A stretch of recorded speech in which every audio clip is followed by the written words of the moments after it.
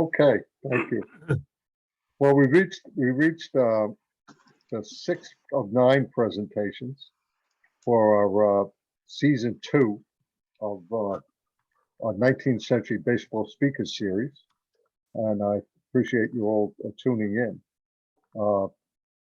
I'm going to say a little bit more at the end of what's coming up, and one of the things that will be coming up pertains to our season 3. So I'll mention that after our presentation this evening. Bob will give you some ground rules here, and regarding our chat button. This was Bob's invention, by the way, this 19th Speaker Series. I know I say that a lot, but it's very popular, and you know, I know a lot of people enjoy it.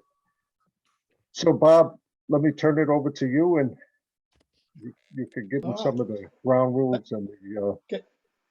Well, just mute myself until a little later. All right, which is a cue for everyone. While the speaker is presenting, we appreciate it if you'd mute yourself so we don't get odd spouses coming in to tell you to put the beer down, or animals coming in to say it's time to go out for the walk.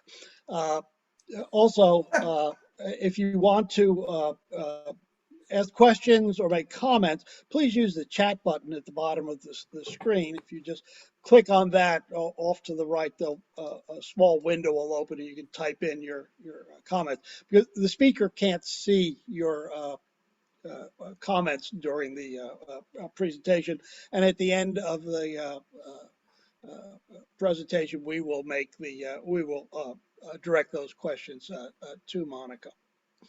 Other than that, get comfortable, because tonight's presenter is Monica Nucciarone. Monica's day job is a faculty member at the Pierce College at Fort Steelcom in Lakewood, Washington, near Tacoma, which is also the location of the burial place of Charles Victory Faust, the Giants mascot back in the day. She also, in her career, she does academic counseling along with teaching in the social sciences. But for all of her academic success, we know her for her biography, Alexander Cartwright, The Life Behind the Baseball Legend, published by the University of Nebraska Press in 2009. As you read reviews and reactions to this book, you find that it's a well-researched, tells Cartwright's story in baseball and beyond his baseball life, and clearly shows Cartwright's involvement in baseball and its development, but also shows its involvement was not necessarily the main force in the game's development. However, that's part of what Monica's going to talk about tonight. And so here is Monica's talk is entitled Alexander Cartwright's Life and Baseball Legacy. So Monica, if you would like to bring your slides up through the share screen, we're ready to go.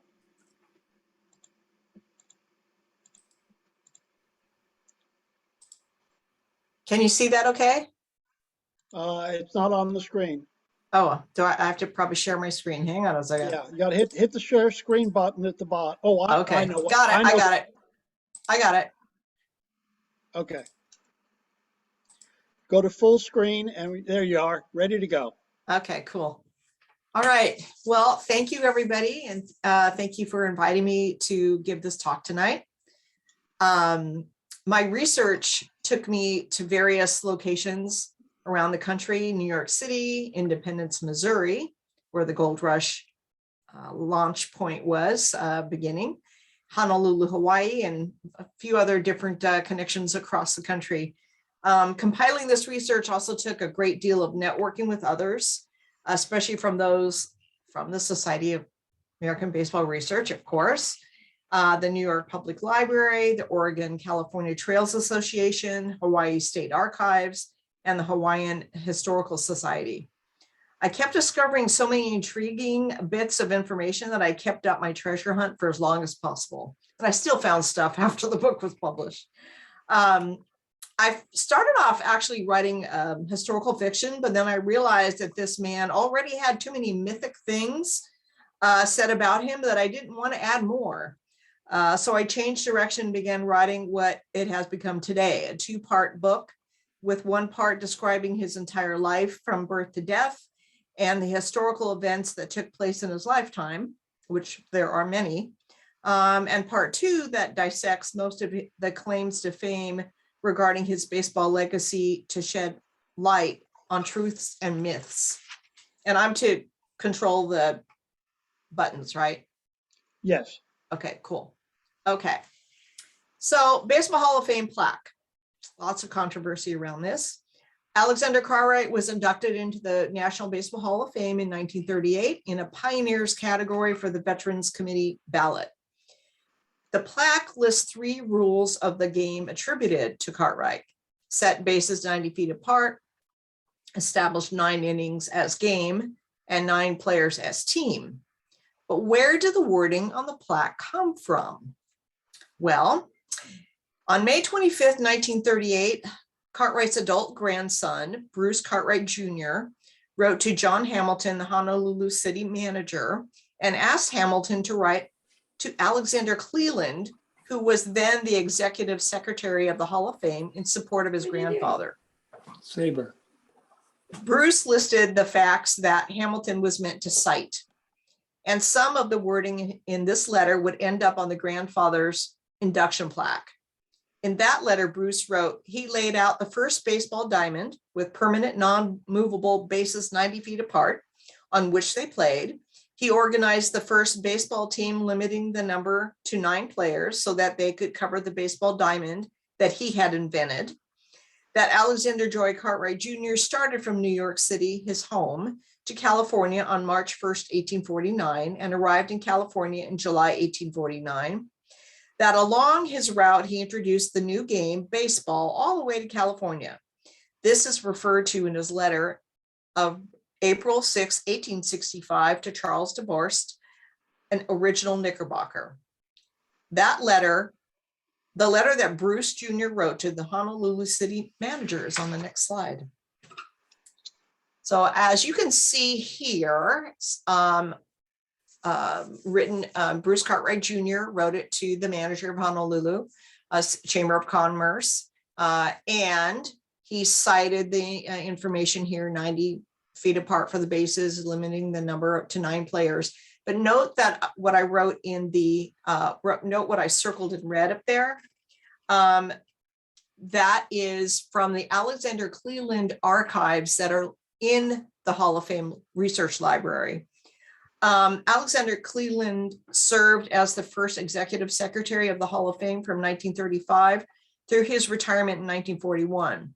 Last year, I donated all of my research materials on Alexander Cartwright to the Baseball Hall of Fame, including a stack of what I call Cleland letters in chronological order that were exchanged between Bruce Cartwright, Alexander Cleland, and some that involved John Hamilton, the Honolulu city manager.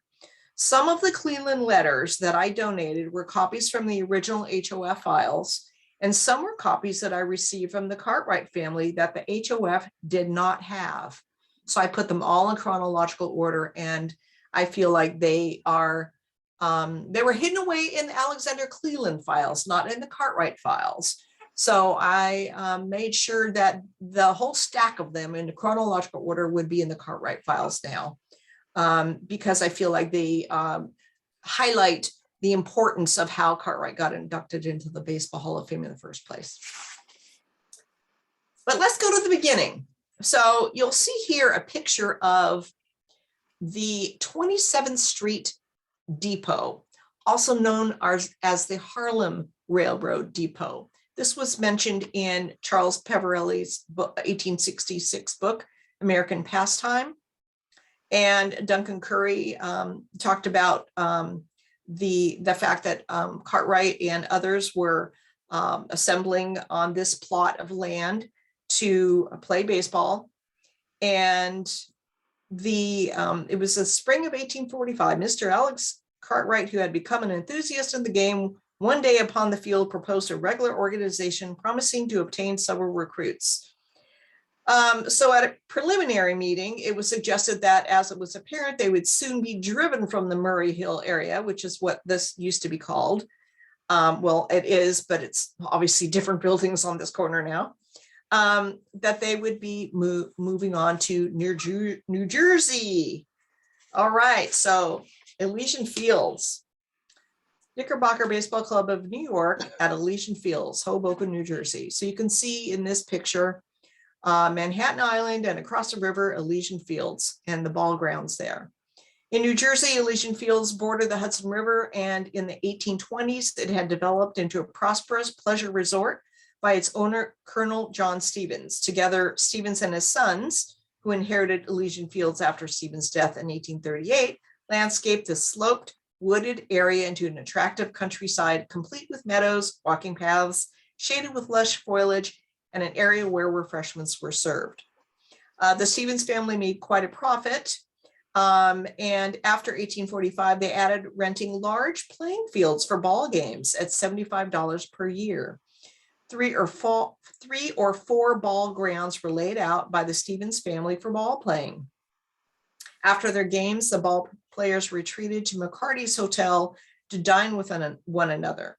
There is a receipt held in private collection currently, signed by McCarty himself and made out to the Knickerbocker Baseball Club for 20 dinners at $1.50 each, dated December 5th, 1845. So that is where Cartwright last played.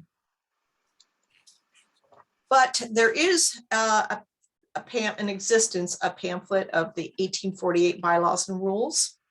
The Knickerbockers formed originally their organization on September 23rd, 1845, as stated on their 1848 pamphlet for the bylaws and rules. However, this 1848 version is the earliest version that remains. Cartwright is not named, nor anyone else, as the author for any particular rule or rules. Charles Peverelli, who wrote American Pastimes in 1866, stated, well, I already mentioned that, Alexander Cartwright, spring of 1845, etc., promising to obtain several recruits for the baseball organization. Peverelli goes on to mention that a few members of the newly formed organization became recruiting officers, including Cartwright. Regarding the rules, Peverelli lists all 20 rules and the 2 members named for the committee on bylaws for 1845, William Wheaton and William Tucker. So that is a picture of William Wheaton. I was able to obtain that picture, I believe it was even after my book was published, through descendants that I researched of William Wheaton, and they provided me this picture and I provided it to our 19th century committee. Now, this is a very pivotal moment here. On the left, you'll see a page from the original Knickerbocker score book that's in the New York Public Library. On the right is a photocopy from a book written in 1953. Let me explain. Cartwright is attributed with umpiring the first match game on June 19th, 1846. I visited the New York Public Library and held the original Knickerbocker game book in my hands, even though I wasn't supposed to, but they let me anyway. I don't think anybody was paying attention that day, which explains why what I found could have happened. There are 2 pages missing that were from the match game of June 19th, 1846. Before the original page was mysteriously removed, it was copied for the 1953 book, The Umpire Story by James Caan. That's on the right side, the black and white photocopy there. In his book, the game score sheet for June 19th, 1846 has a blank umpire signature line, and Cartwright is not in the lineup for the game. All that remains of that particular game in the scorebook are torn stubs of paper. However, on the left side of the screen is a page that does remain from the Knickerbocker scorebook. It's of a game that has faintly written in pencil the date of June 20th, 1846, yet a darker marking of 19 is written over that number of 20. Also lightly written on the umpire's signature line is the name of Knickerbocker J. Paulding. and Alexander Cartwright's name is not in the lineup for that game. So we don't know why Cartwright is attributed to umpiring that game. All right, let's move on to Cartwright still in New York and his family. So Alexander Cartwright was born in New York City on April 17th, 1820. He married Eliza in 1842, that she's on the left. Their eldest son on the right, DeWitt, was born in 1843, followed by their eldest daughter, Mary, in 1845, and their youngest daughter, Kate Lee, was born in 1849 after Cartwright caught gold fever and went west with the Newark Overland Company. Cartwright joined the Newark Overland Company for traveling west. They started their journey from New Jersey on March 1st, 1849. The company traveled by train through Baltimore, Cumberland, and Pittsburgh, and then by steamboat down the Ohio River and up the Mississippi River to St. Louis, Missouri. Then from St. Louis, they boarded a steamboat up the Missouri River to Independence, Missouri. All that kind of traveling just to get to Independence, Missouri, which was also called the jumping off point. From Independence, all three overland gold rush trails began: the California, the Oregon, and the Santa Fe trails. Nicknamed the Queen City of the Trails, Independence had a population of 1,500, and it was where emigrants outfitted for their overland journey. From Independence, the wagon train journey took approximately 4 months to make it to the West Coast. And I've got circled in red there the courthouse. That was the like the main hub of that little town. And from there, that was where a lot of the people who were preparing to their covered wagons and mules and horses and so forth, that's where they stayed in the hub of that area before they traveled west. Oops. So the writer, Louis J. Rasmussen, in his Ship, Rail, and Wagon Train series, mentions that the Newark Overland Company camped outside of Independence on April 9th, 1849. With the help of the Oregon California Trails Association, which also is located in Independence, Missouri, only 4 diaries have been uncovered from those who began their gold rush journey with the Newark Overland Company. Those men were Robert Bond, Cyrus Currier, Charles Gray, and Alexander Joy Cartwright. Isn't that amazing how they kept those records from way back then?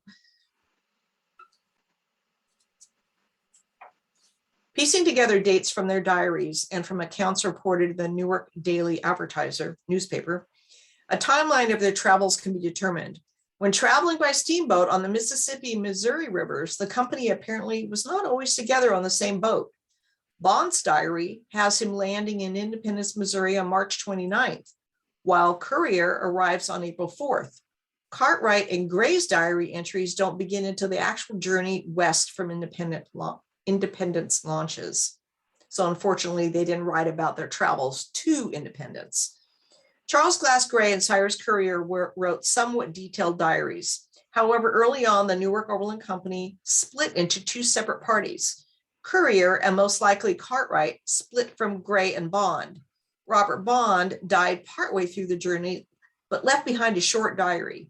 Neither Bond nor Gray mentioned baseball, or even mentioned Cartwright for that matter, in their diaries. However, it was not uncommon to neglect writing about others in your party. And I got that straight from the Gold Rush historians in Independence. That leaves Cyrus Currier. While in Independence, Missouri, before setting out on the wagon trains, Currier mentioned a number of things he did in Independence between the 4th and the 24th of April. He was occupied with buying and harnessing mules, buying oats and corn as feed for the mules, going to church to hear an address delivered by Masons and the Sons of Temperance, hunting and fishing, and conversing with Colonel Russell. There was no mention of baseball.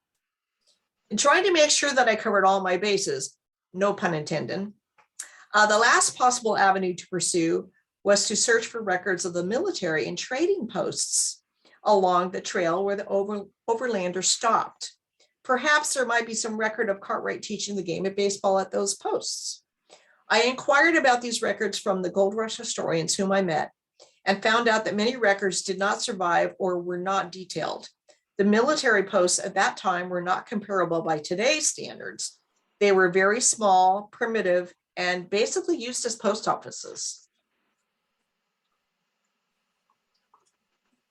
There exists one handwritten Gold Rush journal allegedly written by Alexander Cartwright, and a few different typed transcriptions of the same in which Bruce Cartwright Jr., his grandson, revealed in one typed transcription.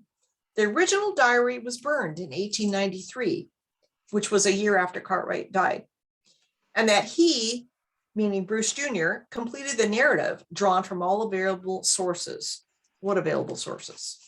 Okay, so as you can see on this page here, we've got a page from on the right-hand side, you've got a page from the handwritten journal. That journal resides at the Bishop Museum in Honolulu, Hawaii, okay?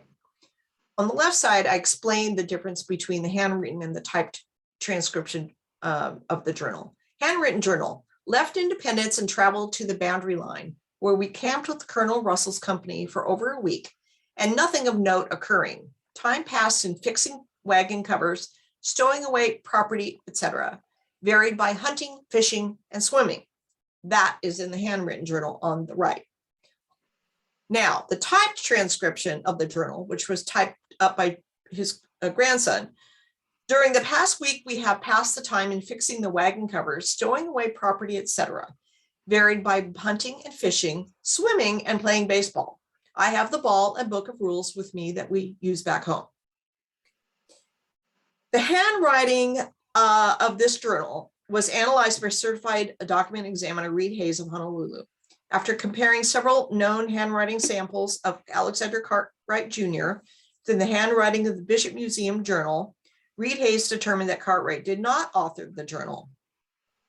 DeSoto Brown, archivist and collections manager at the Bishop Museum, states that handwritten items of high importance to families were sometimes transcribed by someone with excellent handwriting.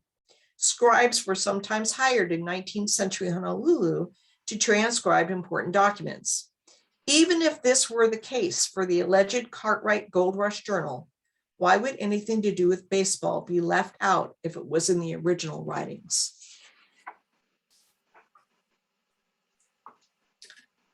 Okay, so probably many of you or all of you remember this little ditty from the Sports Illustrated magazine from 1969. What began as a 16-page article entitled Baseball's Johnny Appleseed culminated in a 1973 book by the same author, The Man Who Invented Baseball, written by Harold Peterson. In the article and in the book, writer Harold Peterson attempted to retrace Cartwright's steps across the country during the California Gold Rush of 1849 and to show how, as he went, Cartwright seeded the game of baseball, which he had invented, thus turning what had become a regional game in New York area, New Jersey, one confined to the eastern seaboard, into a national game that was played from coast to coast. Peterson tells of a diary kept by Cartwright of his journey. He stated that scattered old sources can be found in Hawaii that referred to Alexander Cartwright having taught the game to enthusiastic saloon keepers and miners. I never saw any writings about saloon keepers and miners, or to Indians or white settlers along the way. Never found any writings of that. I don't know what Peterson was talking about.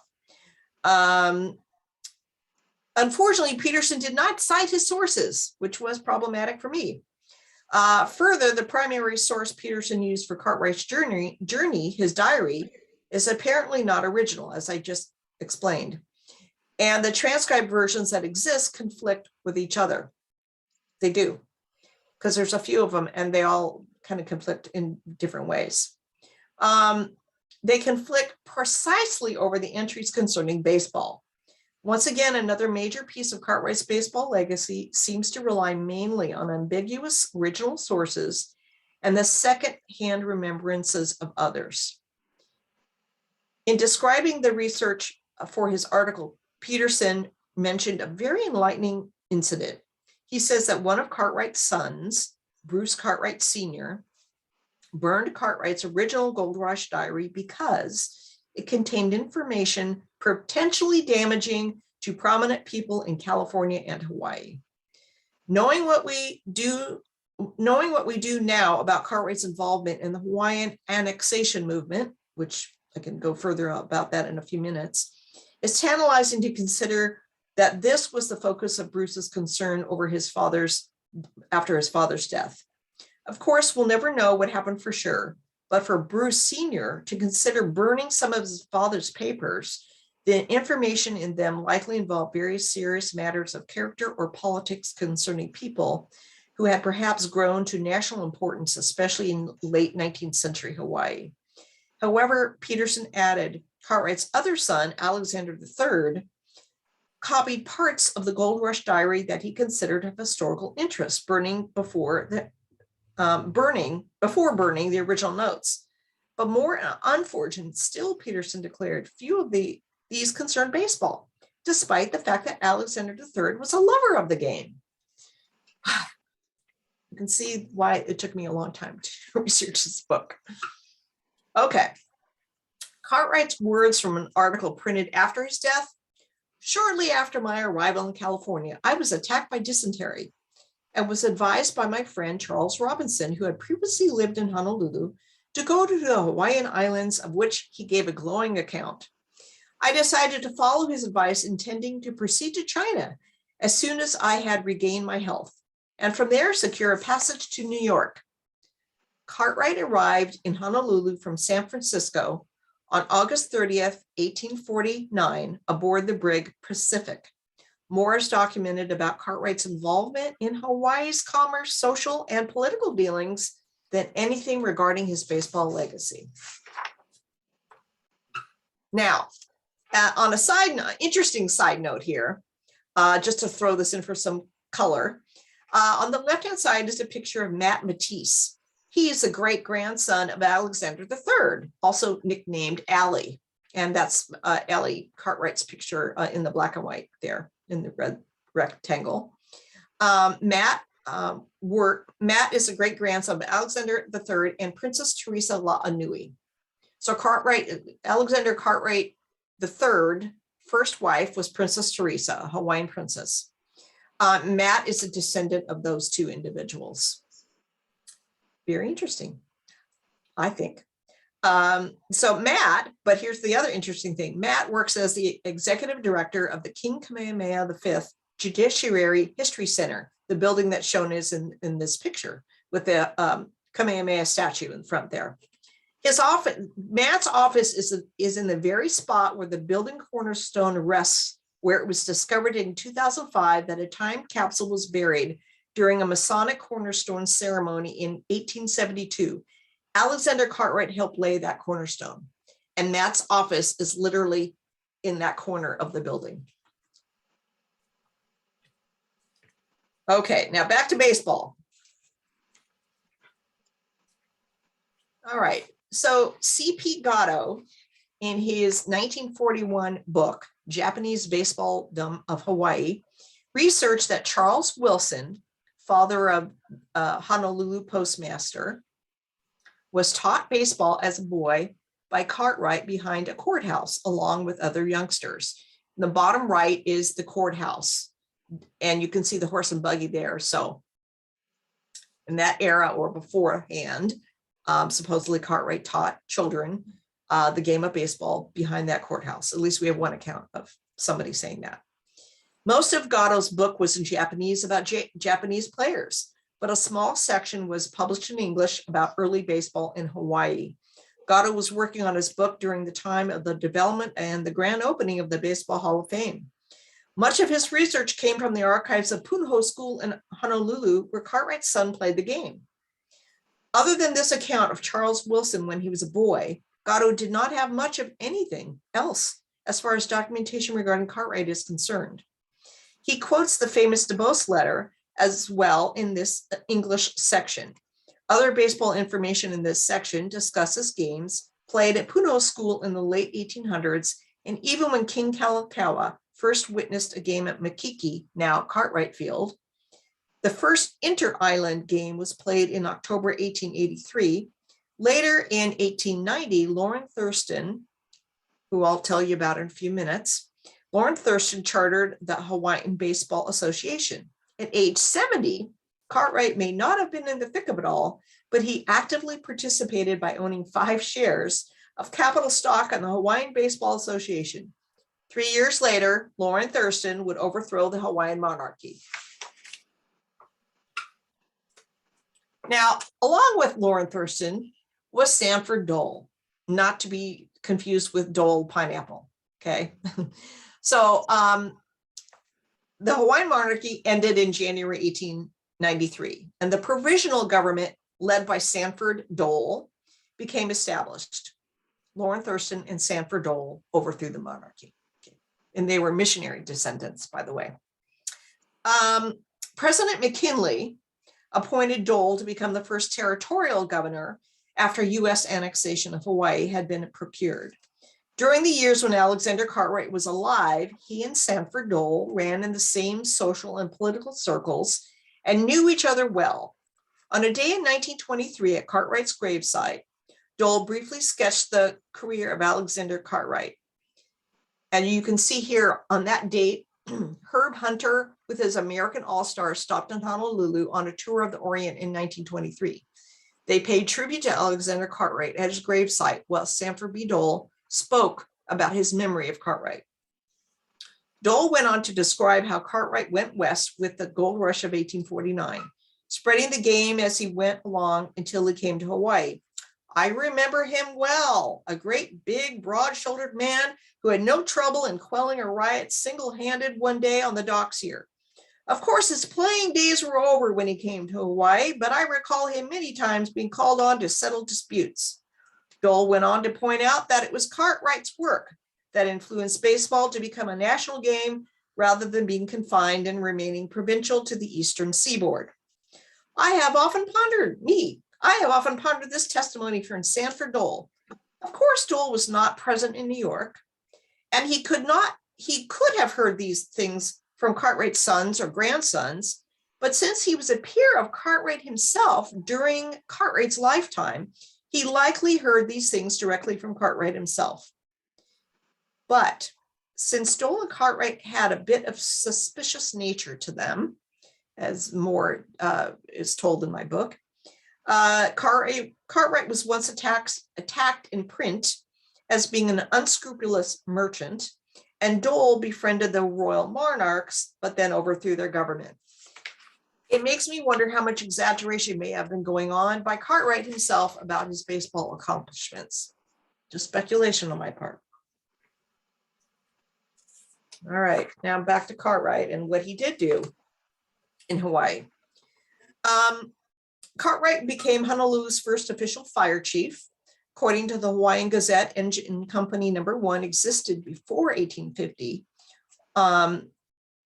However, along with a small Chinese engine company, but the company was disbanded in February 1850, having for some time been poorly supported. This called for action on the part of the government, and King Kamehameha III. Later that year, on December 27, 1850, the king and his privy council passed a law that organized the fire department. Under that law, Alexander J. Cartwright was commissioned chief engineer. Now, this was likely because Cartwright was part of the volunteer fire company in New York City. So he had some experience. All right, Queen's Hospital, another one of Cartwright's involvements. In 1859, Queen Emma and King Kamehameha IV founded Queen's Hospital. At the start of construction, laying the new hospital's cornerstone was the first public Masonic ceremony on the islands. On June 17, 1860, members of both of the Masonic lodges acted together for the first time to assist in the cornerstone ceremony. Together, King Alexander Kamehameha IV, a lot of Alexanders around this time, King Alexander Kamehameha IV and Alexander Cartwright, as Junior Grand Warden of Hawaiian Lodge, officiated the ceremony.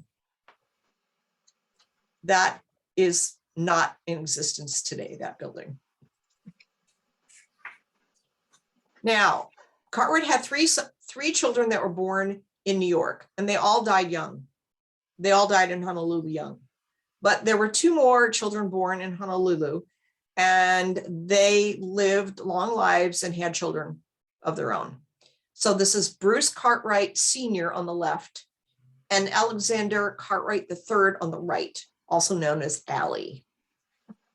And Bruce was born in 1853 and Alexander III was born in 1855.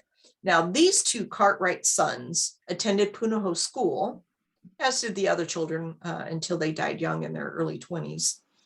But these two sons in particular played baseball at Punahou School in the 1870s. They were graduates of Punahou at that time, but they did play at Punahou School as a graduate of the school in the 1870s. Now, unfortunately, could not find a picture of them playing baseball, but I did find a picture of a baseball team at Punahou School likely during the 1870s, because Lauren Thurston, who eventually overthrew the monarchy with Sanford Dole, was a player along with the Cartwright brothers playing baseball at Punahou School. And that is the picture of, I believe, the Oceanics. At least it's got a big O, it looks like, on their chest. It could be a different, I can't tell if it could be another team, but there's Lauren Thurston right there.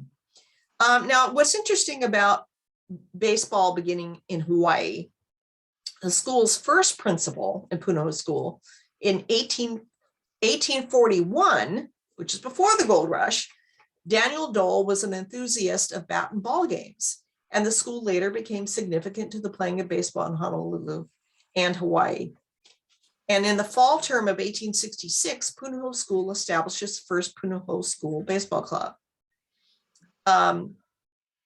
So in addition, an official league was created in 1866, which was composed of the Pacifics and the Pioneers. The regulations of the California National Baseball Convention were adopted at the first league meeting held on June 1st, 1866. Then after 1866, the popularity of baseball increased rapidly on the islands. The newspapers began reporting games and announcing lineups, and the players were a veritable who's who of missionary descendants, including Lauren Thurston. Let's see if I can jump a little bit ahead here. The Punahou Reporter announced on May 14th, 1872, that it expects the Cartwright brothers to resume their ball playing when they return from school in the United States. Now remember, this was before Hawaii became a state. And in the 1870s, the monarchy was still a monarchy in Hawaii. The boys were at school in California, actually.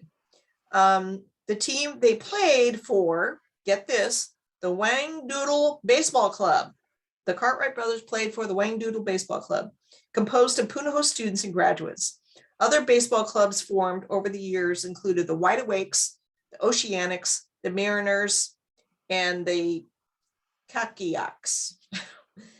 Alexander III, also known as Allie, was reported as captain of the Whangdoodle Club in 1873. And according to the Punahou Tally Book, in 1875, Allie was noted as the Whangdoodle's second baseman. Meanwhile, the same year, a rival team, the Athletes, had a left fielder who would eventually play a central role in Hawaiian history 2 decades later, Lauren Thurston. All right, enough of that one. Okay, now you probably all know about the World Tour of Spalding in 1888 to 1889, which included the Chicago White Stockings and an All-American team, came to Honolulu to host an exhibition. The visit didn't go according to plan. We might have more information if it did, but it didn't. Spalding and his players were due to arrive on Saturday, November 24th, and they were scheduled to play an exhibition game at 1 o'clock in the afternoon the same day.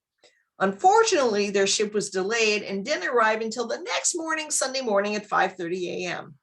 However, unaware of the delay, the great majority of Honolulu residents, anxiously anticipating the arrival of Spalding and his ball players began to assemble at the wharf as early as 4 o'clock in the morning on Saturday. Boy, they were really anxious to see those games. And while they waited, they wanted the game to commence, which was supposed to commence at 1 o'clock in the afternoon. Even the royal band played tunes from 6 o'clock in the morning until noon. As the afternoon wore on, however, the crowd gave up and went home. Then at daybreak on Sunday morning, the ship Alameda was sighted off Diamond Head, which is an extinct volcano, basically. Word spread quickly, and soon thousands were again gathered at the wharf. The musicians scrambled out of bed and returned to play their welcoming melodies. A large number of Americans were in the crowd, but some were as eager to learn the result of the recent United States presidential election as they were to welcome the baseball players, because that's where the news would travel from the States via ship to Honolulu. Of Honolulu's 40,000 inhabitants, almost a quarter had already gathered at the ballpark expecting a game. A new grandstand capable of seating 800 people had been expressly built for the occasion. Now, the problem that they didn't, what happened was, well, here, I'll just read it off from my little notes here. For the remainder of their day-long visit, the American baseball tourists broke up into smaller parties to see what they could of Honolulu and its surroundings. The reason why this happened, why they just went ahead on Sunday and had a luau and instead of playing baseball, is because there were blue laws in place from the missionary folks. The blue laws meant that they could not play any games on Sunday.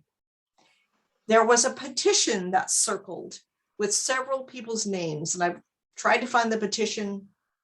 I don't know where the petition ended up, but there was a petition of several names, and they were willing to pay the fine for violating the blue laws.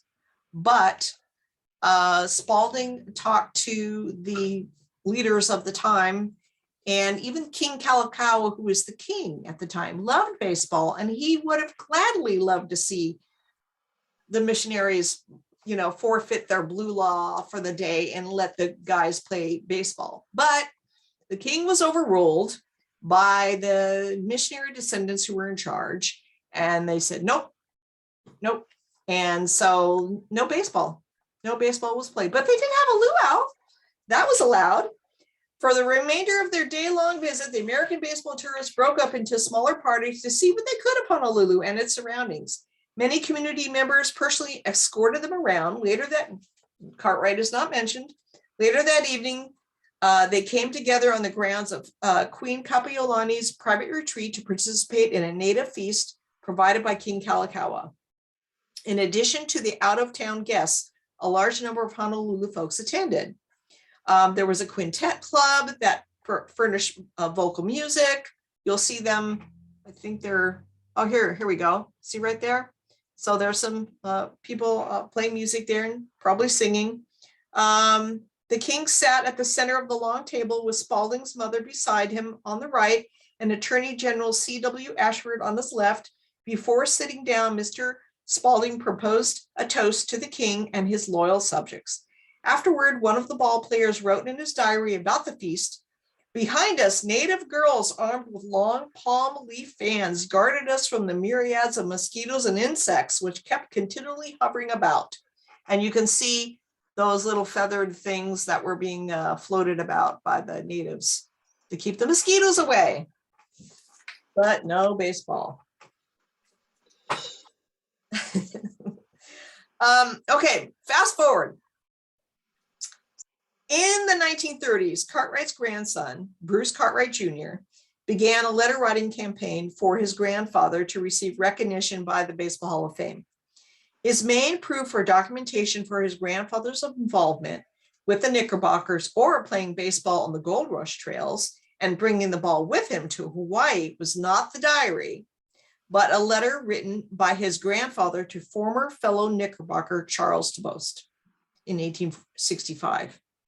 Bruce wrote, "I am the grandson of Alexander Joy Cartwright Jr., who formed and managed the Knickerbocker Baseball Club in New York City between 1840 and 1845, and who is often called the father of baseball.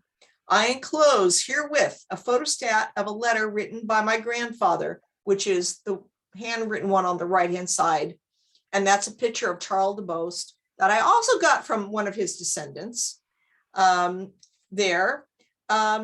This letter will show you who introduced baseball west as far as Hawaii. I believe that my grandfather did more than any other man to popularize and spread the great American game throughout the United States. In one of Alexander Cleland, remember Cleland from the Cleland letters, in one of Alexander Cleland's responses, he explained, "Your letter has forced our hands to some extent, but we feel that you have a right to advance information and are willing to say in strict confidence that we expect to hold a special Cartwright Day as one of the principal features of the celebration, commemorating the organization of the Knickerbockers and Mr. Cartwright's part in the development of the game. On this day, it is planned to unveil a bronze plaque in memory of Mr. Cartwright in the Hall of Fame and produce a pageant delineating his journey across the continent, organizing clubs as he went. We will welcome any data which gives information regarding Mr. Cartwright's trip across the country, how many accompanied him, where he made stops, etc." Well, after the Hall of Fame conceded to include Cartwright as one of its inductee honorees and celebrate his contributions, Bruce Jr. supplied a typed transcription of the Gold Rush log to the Hall of Fame. A letter from John Hamilton, the city manager, accompanied it. However, Bruce Cartwright himself stated in the transcribed log, and you'll see right there in the circled red there, the log of Alexander Cartwright Jr. from New York City to Honolulu, compiled by Bruce Cartwright Jr., his grandson, from his letters and diary. So this was not the original log. He just compiled what he could himself into this chronological order log, if you want to call it that. So the type log submitted to the HOF includes diary entries containing baseball. However, the handwritten Gold Rush diary that resides in the Bishop Museum in Honolulu has no mention of baseball in its entries. Notice that that's Alexander Cleland Archives.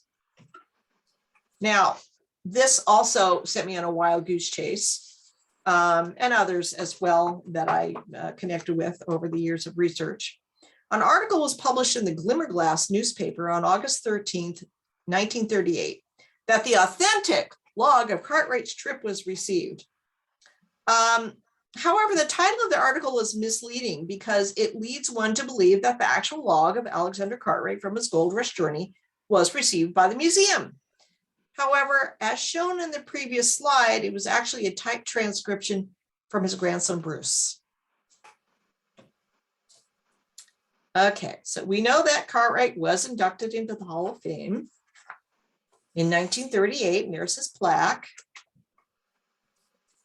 Now, Cleland mentioned a few minutes ago, I mentioned that Cleland talked about Cartwright Day. There was going to be a celebration. So despite the controversy, Cartwright was celebrated nationally on August 26, 1939. One location was a ball game that was played at Doubleday Field in Cooperstown. Another was at Ebbets Field in Brooklyn, and another was in Honolulu. This picture is from Cartwright Day in Cooperstown, and it was signed by the Cooperstown Centennial Committee, all the signatures from the committee. Interesting, right? And there's also newspaper articles that talk about Cartwright Day in Brooklyn at Ebbets Field. It was a game between the Brooklyn Dodgers and the Cincinnati Reds. They toasted Cartwright with pineapple juice between the doubleheader. It was also the first time that Major League Baseball was televised. The New York Times reported on the celebration on August 27th, 1939. Now here is the same day celebration in Honolulu. That's a picture there. On the same day, Cartwright was toasted at a dedication of a duplicate Hall of Fame plaque at Honolulu City Hall. Bruce Cartwright Jr. purchased a duplicate plaque and wanted it mounted at a city park that was recently renamed for his grandfather. But Bruce died. You may not know this. Bruce Cartwright Jr. died just a few months before Cartwright Day. And the plaque was mounted on the wall of Honolulu City Hall instead of at the park where the baseball diamond was, or actually still is. Those present besides the Hulu girl were Bruce Cartwright's son, William, on the far left-hand side, the acting mayor of Honolulu, David Akana, and chairman and vice chairman of Honolulu Baseball Centennial Committee, A.L. Castle and A. Lewis. And by the way, that Cartwright plaque that's on that wall there no longer exists there. It's in private collection. Long story. Okay, so Makiki Park in Honolulu was renamed Cartwright Park in 1938. According to oral history in Honolulu, this is just one area where Cartwright paced off playing a field for a baseball. And in the top right-hand corner, you'll see an old black and white shot, maybe from the 1920s or so, of that playing field. And then the middle picture is a picture I took a few years ago, and the bottom right-hand side, I took that. The park, Cartwright's grandson Bruce stated, "This park, while very small, seems to be a fitting memorial, as it formerly was the only baseball park in Honolulu, and I remember viewing several games there with the father of organized baseball. On one occasion, I remember seeing him draw a circle in the dust with his umbrella and then draw a cross through the circle. He then explained to a crowd who had gathered how he divided the baseball square, as I remember it. There are quite a few men in Honolulu who remember seeing him at this old baseball field on numerous occasions." Now, Bruce Cartwright Jr. Was 10 when his grandfather died. So I'm sure he did have recollections of what his grandfather told him or what he observed his grandfather doing. But of course, he also was in the company as he grew up with other adults who had been ran in the same circles as his grandfather. Now, this is the Cartwright grave site at Oahu Cemetery. It used to be known as Nu'uanu Cemetery in Honolulu. Alexander Cartwright was buried at Oahu Cemetery in the family plot that was first purchased after the death of his little daughter, Kate Lee, in 1851. In the past years, locals and tourists leave baseball mementos and notes to honor him at his gravesite. In recent years, a local group in Honolulu called Friends of Alexander Joy Cartwright purchased a plaque in dedication to Cartwright that sits beside the step leading to the family's plot. And that plaque was erected before my book was published. So you can imagine what that says. Okay, back to the original biographer of Alexander Cartwright. Now, this is a picture not only of the cover of The Man Who Invented Baseball by Harold Peterson, but also of two letters that he wrote to the Cartwright family while he was writing his book. After Peterson personally interviewed William Cartwright and his cousin Mary for his book on their ancestor, he attempted to find more answers to fill in some gaps of missing information. No wonder. Most of his questions were regarding genealogy, yet nothing specific about baseball, as these letters read. He also looked to the family to supply information on what the state archives of Hawaii possessed. So he never went to the state archives. I did several times. Through my own personal research, I believe that most of Peterson's references to Cartwright and baseball are based on oral history handed down from the Cartwright family, with a bit of his own speculation as well. And what I gotta say to all that is, who is on first?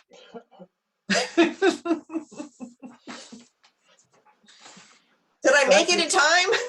Thank you, Monica. Thank you very much. If you would now take your slides on down. And we'll Okay. All right. We'll see everybody. I have a question here from Dave Collison. It goes back to those examples of the rules that you showed published in the 1840s. He said, do we know the location where the rules of 1845 were ratified and adopted? Oh, gosh. Did the Knickerbockers have a clubhouse or something of that nature? A clubhouse, not that I'm aware of. They unless they had a pseudo one over at Elysian Fields. You'd have to probably ask David Block or John Thorne that question, not me. Okay. So they would have been at some restaurant or pub or something. Yeah, probably. I don't think they had a clubhouse. I think that was before the days of clubhouses. Okay. The story of in the letter, Cartwright bringing baseball to Hawaii. Mhm. Any evidence that it was there before he got there? Well, at Punahou School in 1841, and I hopefully I'm doing this right. I'm trying to get this off the screen or get me back where I was. Just exit out, Uh, upper right-hand corner. Yeah. There you are. okay, there we go. Sorry about that. Okay, in 1841, there was a principal named I think it was Daniel Dole. There's a lot of Doles in Hawaii, not always pineapple related. Anyway, so that principal in 1841 loved bat and ball games, whatever that meant to him. And supposedly there were different games played of that nature in 1841. So that was before Cartwright even got there. All right. So more legend. Yeah, yeah. And if I remember correctly, you're working on more biography of that princess, what, La'anu? Yeah, Anui? yes, Princess Teresa. Who was Cartwright's daughter-in-law. Yes, Cartwright's daughter-in-law. I became intrigued with her storyline as I was researching the book on Cartwright. Man, did she lead a colorful life. She was born before and lived during the monarchy. I mean, before, during, and after the monarchy was overthrown. So, she was a royal, then she became a citizen of the United States, and then she became involved in American politics, but also was involved in Hawaiian politics before it became, U.S. territory. So she led quite an interesting life. Anyway, yes.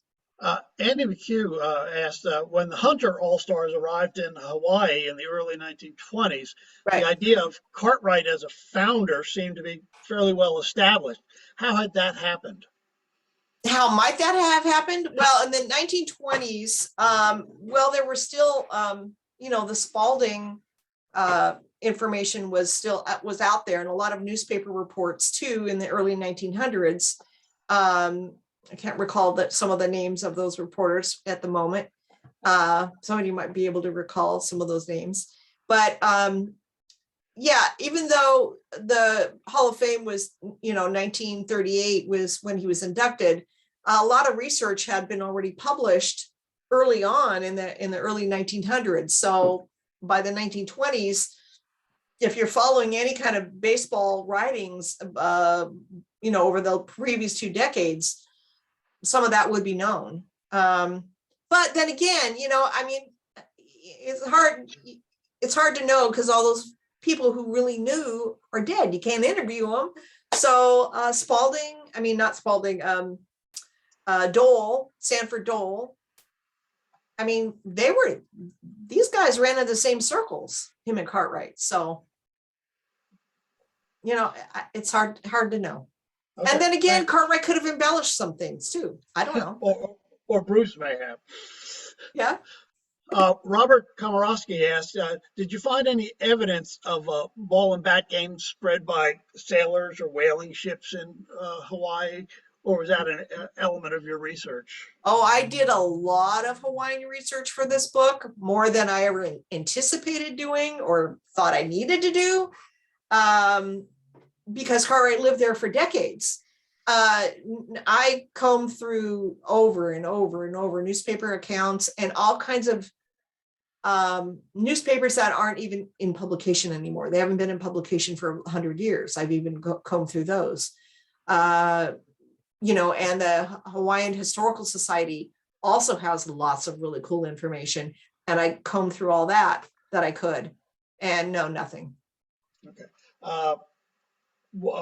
Jeff Orner comments that seems that Cartwright was credited with much of what Doc Adams actually did. Yeah. And Cesar Love asks the question, Harold Peterson's book was very frustrating to me for its lack of footnotes and sources. And then he died, so I couldn't ask him for his sources. Can Right. you talk about Harold Peterson as a person? I could, but he did die in an unfortunate way, which I don't need to get into. But I think he, when he wrote that 16-page article for Sports Illustrated, he probably got intrigued just like I did. Like, oh, I want to find out more about this guy. I want to, do more research. Let me see if I can contact the family and, that kind of thing. But it's interesting to me that, he didn't research any he didn't talk about any gold rush historians or Hawaiian historians, or he didn't even go to Hawaii to research anything. So I thought, is he making all this stuff up? Is he just trying to figure out from town to town that he on the Oregon Trail or the California Trail? I mean, was he just trying to figure out by just talking to whoever was on the street? It seems like he did that. So, I don't know. I can't really speak for what was in his head for how he did his research. One last question that comes from me. Was there ever any books or publications on the overthrow of the Hawaiian monarchy that are available, or is that kind of a lost to history sort of thing? Ever since, I'll tell you, the Nebraska Press editor that went through the book, she told me she learned so much. And that told me how much is unknown about that era of history to all Americans. Because I certainly was not that well acquainted with it either. Now there are books about that. There are. That's Well, it. if you'll tell you what, since we're running out of time, if you'll send me an email, I'll pass it around and put it in the newsletter or something of that nature.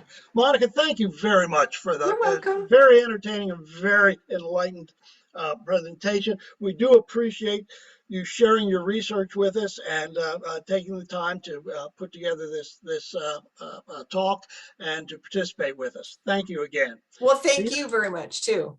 Very good. Peter, if you'd like to close. Well, I know this is a little tacky, Monica, that you wouldn't do this, but I'll hold it. And this is Monica's book in, what was this published, about 2010? 2009. 2009, right. Yeah. Yes, I have your inscription here.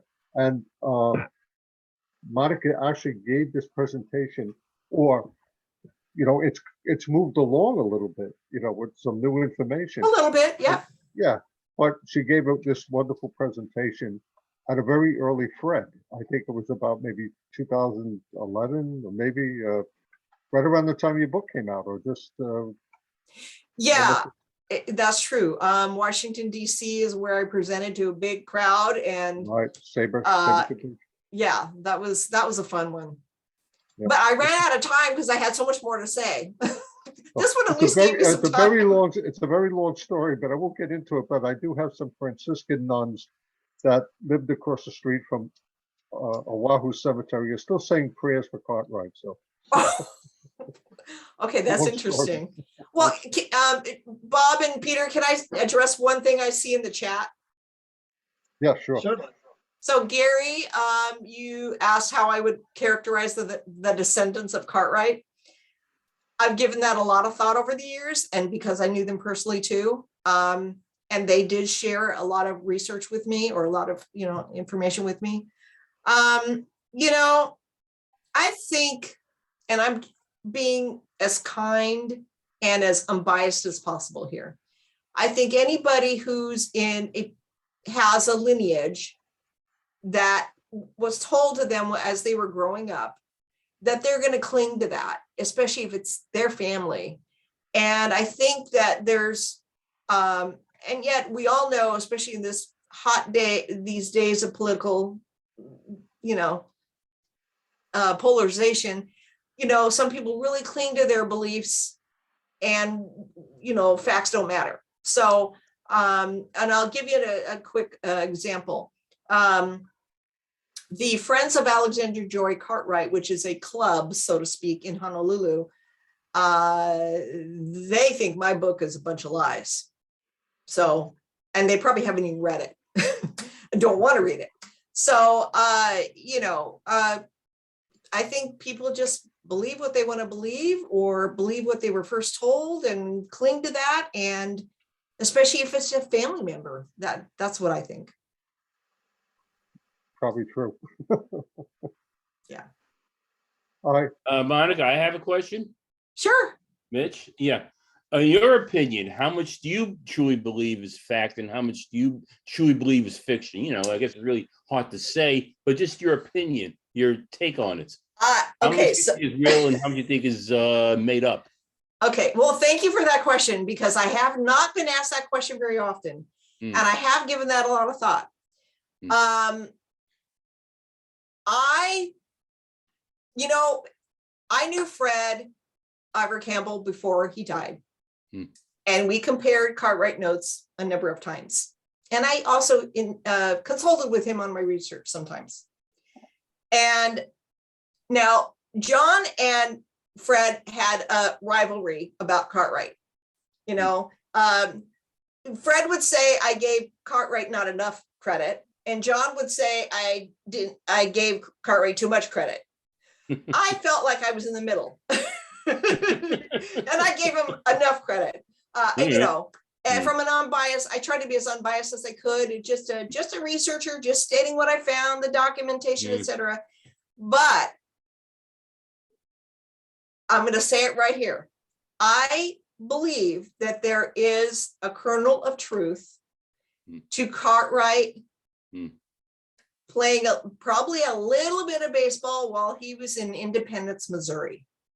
He was in Independence for 2 weeks before setting out on foot,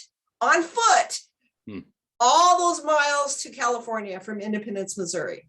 I doubt that he would want to be running around any bases with blistered feet.